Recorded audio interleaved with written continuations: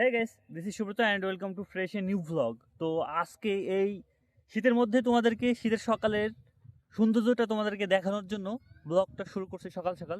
যদিও এখনো সকাল নাই, 10টা বাজে অলরেডি। তো যাই হোক, দেখো, গ্রামের এই সৌন্দর্যটা দেখতে হলে তোমাদেরকে ক্ষেতের মাঝে আসতে হবে অথবা খোলামেলা একটা পরিবেশে আসতে হবে। চারিদিকে কুয়াশায় কিন্তু ঘিরে আছে, দূরের জিনিস কিন্তু আবসা আবসা দেখা যাচ্ছে। সো তারপরেও তোমাদের মাঝে এই জিনিসটা শেয়ার করার জন্য আসছি যে গ্রামের সৌন্দর্যটা আসলেও কোথায়। গ্রামের সৌন্দর্যটা বলে কোনো কিছুর সাথে কম্পেয়ার করা যাবে না। তো তারপর আমি তোমাদের মাঝে তুলে ধরার চেষ্টা করতেছি আমাদের গ্রামের এই সৌন্দর্যটা, বিশেষ করে শীতের শীতের সকালে, কুয়াশাময় এক সকাল, মনোমুগ্ধকর একটা সকাল বলতেই পারো। সকাল সকাল দেখো চারিদিকে যেভাবে কুয়াশা ঘিরে আছে, আমি যেদিকে দেখাচ্ছি কুয়াশা কিন্তু ঘিরে আছে। আরো সকালে, আরো খুব সকালে কিন্তু কুয়াশা আরো ছিল, আরো ঘন কুয়াশা ছিল। এখনো যে পরিমাণে কুয়াশা আছে 10টা বাজে, তারপরেও কিন্তু খুব ভালোই কুয়াশা। দেখো দূরের জিনিস কিন্তু খুব আপসাই দেখা যাচ্ছে।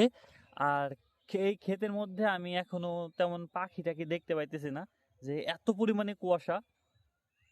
ভালোই ঠান্ডা ঠান্ডা বইতেছে, কিন্তু আমি আবার এই যে মাফলারটা কান থেকে নামাই নিলাম একটু ভাব দেখানোর জন্য, যে একটু গরম লাগতেছিল, তো সেই ক্ষেত্রে খুলে রাখছিলাম। কিন্তু এখন প্যারাটা বুঝতেছি যে ঠান্ডা কতটা আসলে। তবে যাই হোক, এই ঠান্ডার মধ্যে ভিডিও করা কেমন লাগে সেটা তোমরা জানো। আর আমি সত্যি কথা বলতে এরকম ঘন কুয়াশা এই বছরের প্রথম আমি দেখলাম, কারণ ঘুম থেকে ওঠা খুব দেরি হয় আমার। তো তখন হয়তো বা এরকম ঘন কুয়াশা দেখতে পারি না, হালকা রোদ ওঠে। তো সেক্ষেত্রে আজকে কুয়াশাটা খুবই ভালো পরিমাণেই পড়ছে, আর আজকে ঠান্ডাটাও ভালোই পড়ছে। তো সাথে হিমেল বাতাস, আর এই যে কুয়াশা কিন্তু ভাইসে ভাইসে বেড়াচ্ছে মেঘের মতো। আমি জানি না তোমরা এই দেখতে পাইতেছো কিনা ক্যামেরায়, তবে এই কুয়াশা যখন বাতাসের সাথে ভাইসে ভাইসে বেড়ায়, ওই ঠান্ডাটা বেশি লাগে, ঠান্ডাটা বেশি বয়ে নিয়ে আসে। তবে আমাদের গ্রামের পরিবেশটা কিন্তু এমনই, যারা গ্রামে বসবাস করে তারা জানো গ্রামের পরিবেশটা আসলে কেমন, ঠান্ডা কেমন।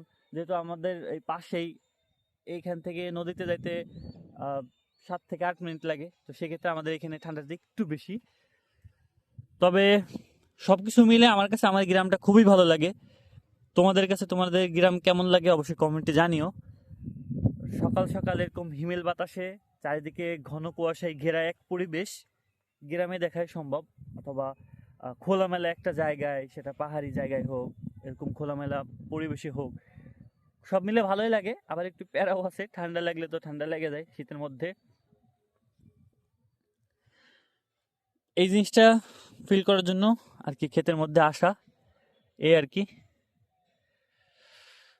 10টা বাজে, তারপরও মনে হচ্ছে যে খুব সকাল, কিন্তু আসলেও না। আর এই ঠান্ডার মধ্যে সবকিছু মিলে একটু প্যারা প্যারাই হয়ে যায় গ্যাস। শীতের মধ্যে একটা জিনিস ভালো লাগে, সেটা হচ্ছে রস খাওয়া। ভাই, মানে রস যে ঠান্ডা। যদিও আগে আমাদের এদিকে যে খেজুর গাছগুলো ছিল, তো ওই খেজুর গাছ থেকে যখন রস পাড়া হইতো, রস কিন্তু ওইখান থেকে খাওয়া হইতো, তো সবকিছু মিলে ভালোই লাগতো।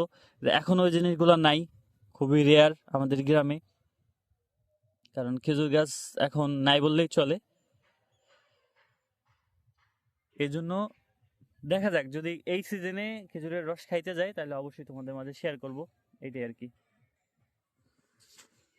শিশির কিন্তু এখনো এই যে ঘাসের সাথে শিশির এখনো এইভাবে আছে। আর এখন নতুন যে ফসলগুলো বোনা হয়েছে আস্তে আস্তে বড় হচ্ছে, বিশেষ করে গমই বেশি বুনছে। এগুলো বড় হলে ভালো লাগবে শীতের সাথে সাথে।